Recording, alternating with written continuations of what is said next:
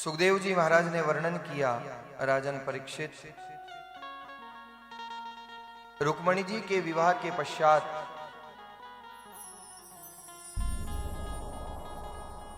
सबसे पहली और प्रथम संतति के रूप में रुक्मणी नंदन के रूप में महाराज प्रद्युम्न का जन्म हुआ।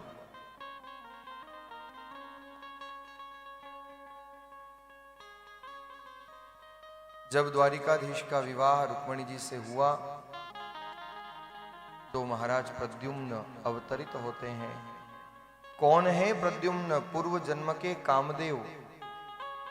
जब भगवान भोलेनाथ ने काम को परास्त किया और जब भोलेनाथ अपने तीसरे नेत्र से काम को जलाकर के भस्म कर देते हैं तो रति ने आकर के विलाप किया है, प्रभु मेरा तो सुहाग उजड़ गया, मैं कैसे अपने पति को पुनः प्राप्त कर पाऊंगी।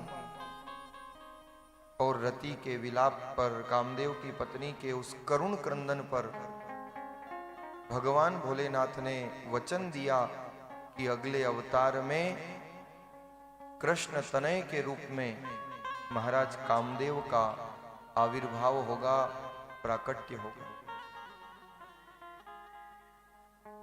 सुखदेव जी महाराज वर्णन करते हैं, राजन परीक्षित, वही कामदेव प्रद्युम्न बनकर के आए, लेकिन किसको पता था, कौन कल्पना कर सकता था कि विधाता के खत में क्या छिपा हुआ है। छोटी सी बाल्य अवस्था और बाल्यकाल में ही प्रद्युम्न का अपहरण हो गया। शंबरासुर नाम का दैत्य द्वारिका से प्रद्युम्न का अपहरण करके ले गए।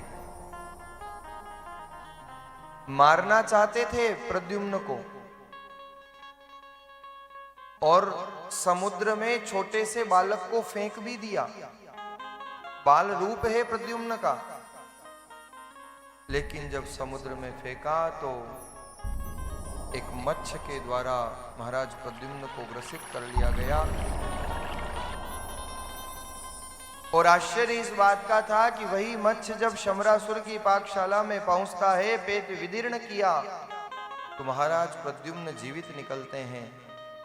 जिस शंबरासुर ने महाराज प्रद्युम्न को मारना चाहा, उसी शंबरासुर की पाकशाला में रति कामदेव को संभालने के लिए चली गई और प्रद्युम्न को पाल पोस करके आज रति ने बड़ा किया। ये वास्तविकता है कि जब वो मारना चाहे तो कौन बचा सकता है, और जब वो रखवाला हो तो कौन मार सकता है। कोई बाल भी क्या बाका कर सकता है। जाको राखे साइया मार सके न कोई, बालन बाको कर सके जो जग बेरी हो। क्या स्वामी रामचरण जी महाराज की अनुभववाणी में श्री महाराज ने चिंतन दिया है, उभय भुजा कहां खोस है, जो सहस भुजा से देत, मारण हारा पच रहे, जो राखण हार सुचेत। मारने वाला भले ही पच जाए, लेकिन अगर रक्षा करने वाला वो है तो कोई बाल भी वाका नहीं कर सकता।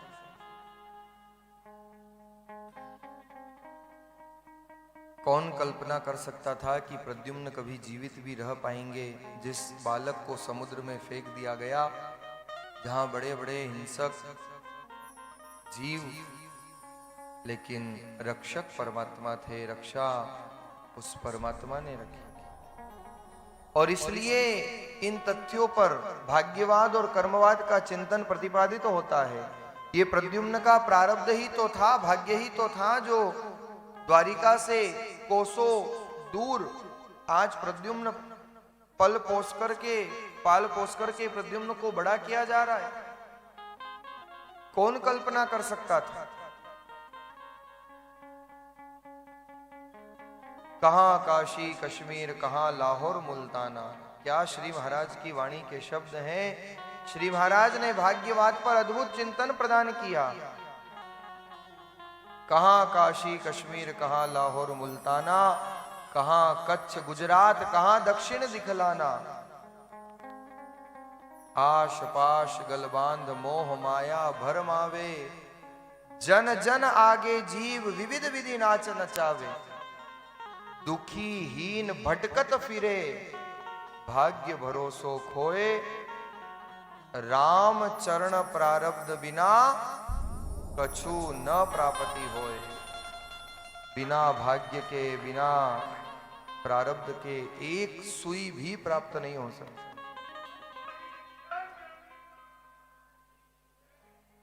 ये बागला परिवार का सौभाग्य ही तो है जो इस पुण्य धरा पर, इस फतेहनगर की नगरी में एक ऐसा ऐतिहासिक आयोजन, संपूर्ण क्षेत्र जिसका लाभ ले रहा है, सब भागवत की गंगा में डुबकी लगाना चाहते हैं। और भागवत की गंगा में डुबकी लगाते लगाते रोज नित नए संतों के दर्शन हो रहे हैं। ये प्रारब्ध है, ये भाग्य है, ये सौभाग्य है, ये पुण्योदय है, ये कोई सत्कर्मों का फल है। कल आप लोगों ने हमारे दादू पीठ के आचार्य श्री ओम प्रकाश दास जी महाराज के दर्शन किए, अनूठी अनुकंपा करके आप पधारे। इसलिए कहा जाता है कि भाग्य से ज्यादा और समय से पहले कभी किसी को कुछ नहीं मिला करता है। अगर भाग्य में है तो दौड़ करके आएगा, और भाग्य में नहीं है तो आप लाख प्रयत्न भी कर लो, लेकिन अगर नहीं लिखा है तो नहीं प्राप्त होगा। इसका मतलब ये नहीं कि हम कर्म करना छोड़ दें। कई बार भाग्यवाद और कर्मवाद के इस संदर्भ में जीव उलझ जाता है। एक तरफ जहां भाग्यवाद का चिंतन स्वामी रामचरण जी महाराज ने दिया, जहां मानस में गोस्वामी जी की कलम चली है, सब जानते हैं कि होना तो वही है जो राम जी ने रच रखा है, और इसलिए गोस्वामी जी ने मानस में लिखा, हो ही सो ही जो राम रचि राखा।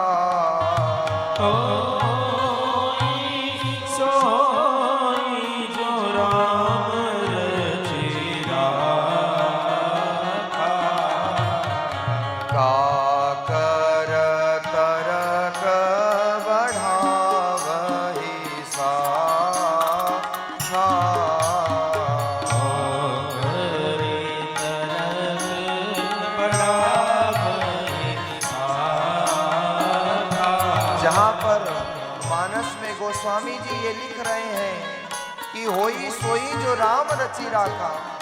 अरे होना तो वही है जो परमात्मा ने रचा है, लेकिन उसी रामचरितमानस में गोस्वामी जी की कलम चली है, और मानस में गोस्वामी जी ने ये भी लिखा, कर्म प्रधान विश्व रचि राखा।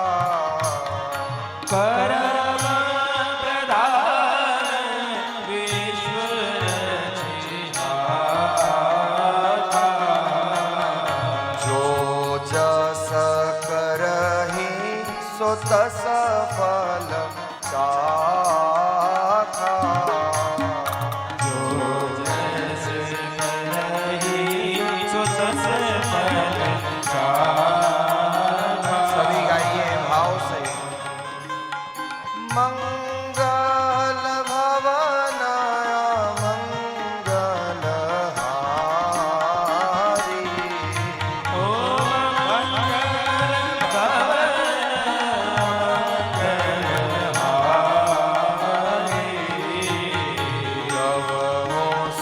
दशरथ अजीर बिहारी। दशरथ अजीर बिहारी। होई सोई जो राम रचि राखा। होना तो वही है जो राम जी ने रचा है। लेकिन जहां गीता में योगेश्वर कृष्ण कह रहे हैं कर्मण्यवादिका रास्ते मां फलेषु कदाचन, अरे अपने कर्म को करते रहो, फल की चिंता मत करो, उस पर छोड़ दो।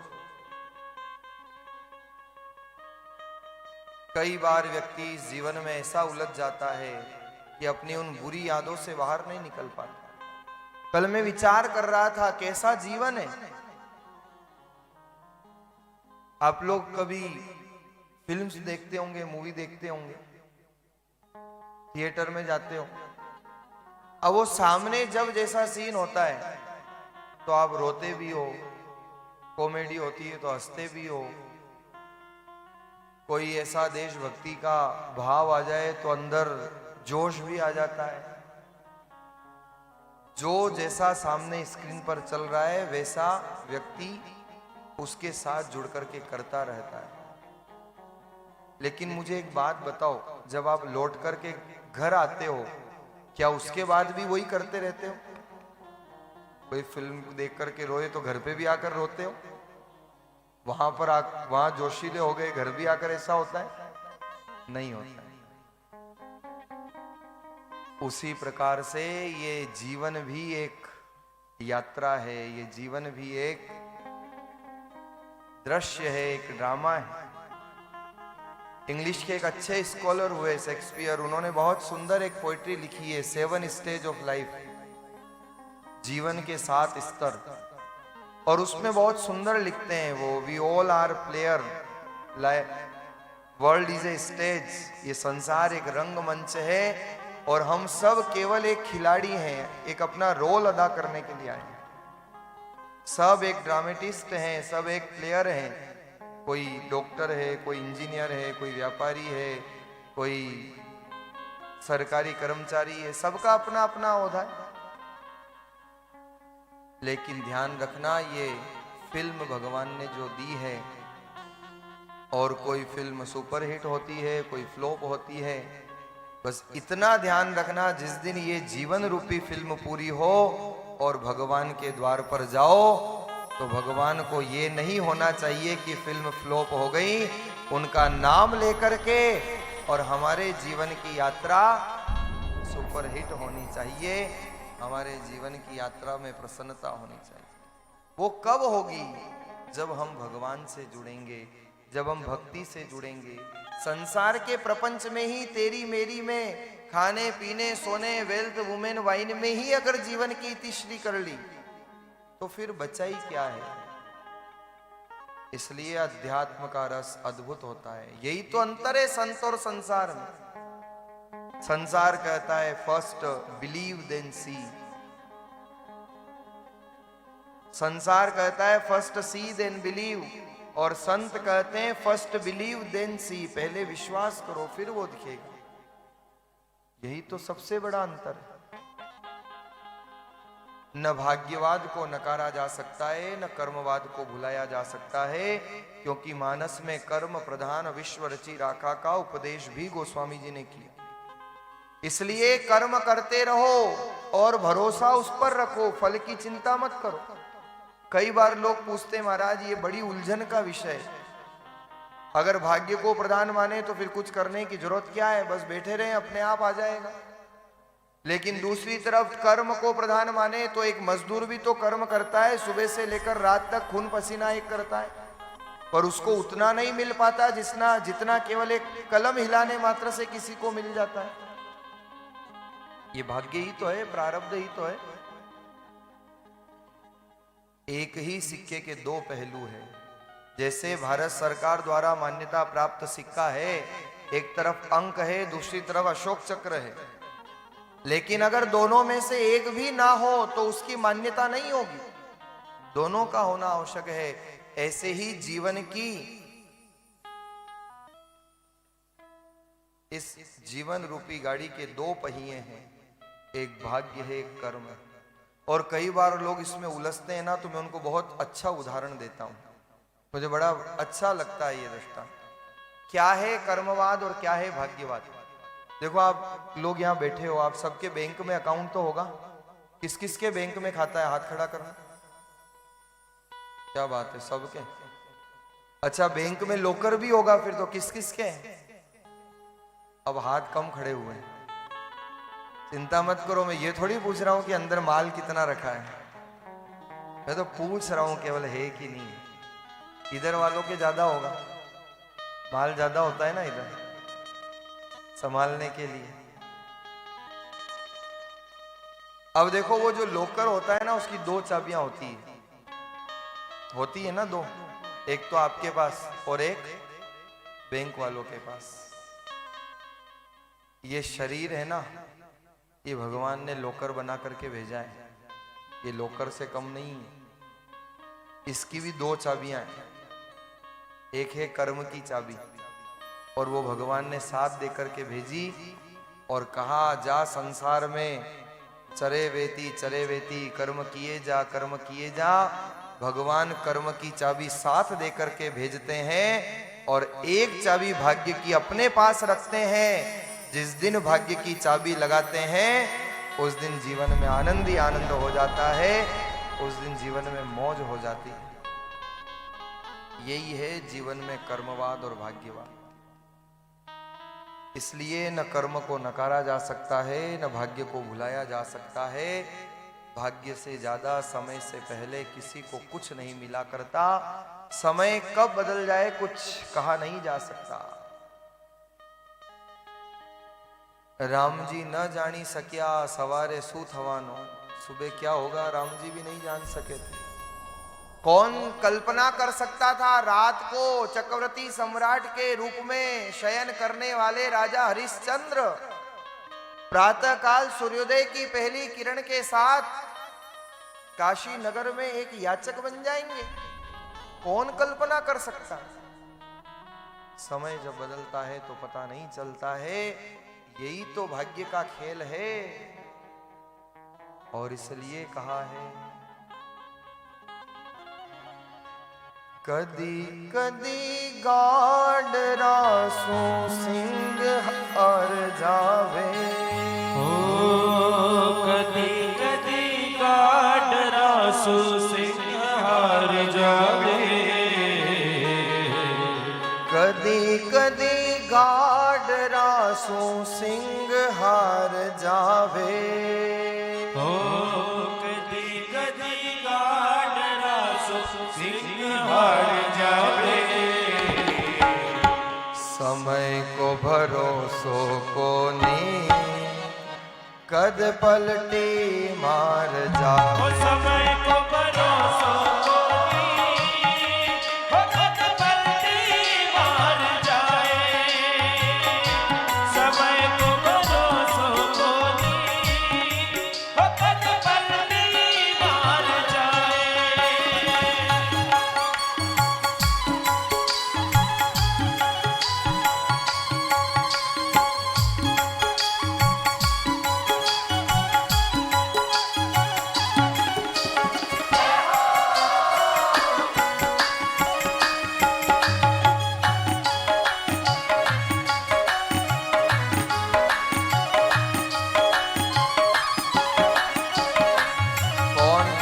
कल्पना कर सकता था जहां पर बड़े बड़े ऋषि मुनि, बड़े बड़े विश्वामित्र वशिष्ठ जैसे गुरु वशिष्ठ महामुनि ज्ञानी लिख लिख बात बतावे। गुरु वशिष्ठ महामुनि ज्ञानी लिख लिख बात बढ़ावे। अरे गुरु वशिष्ठ महामुनि ज्ञानी लिख लिख बात बतावे। गुरु वशिष्ठ महामुनि ज्ञानी लिख लिख बात बतावे। श्री राम जंगल में जावे किस्मत पलटी खावे। श्री राम जंगल में जावे किस्मत पलटी खावे। अरे राजा दशरथ प्राण त्याग दे। राजा दशरथ प्राण त्याग दे हाथ लगा नहीं पावे। अरे राजा दशरथ प्राण त्याग दे हाथ लगा नहीं पावे। समय को भरोसो को नी पलटी मार जावे। समय को भरोसा को नी पलटी मार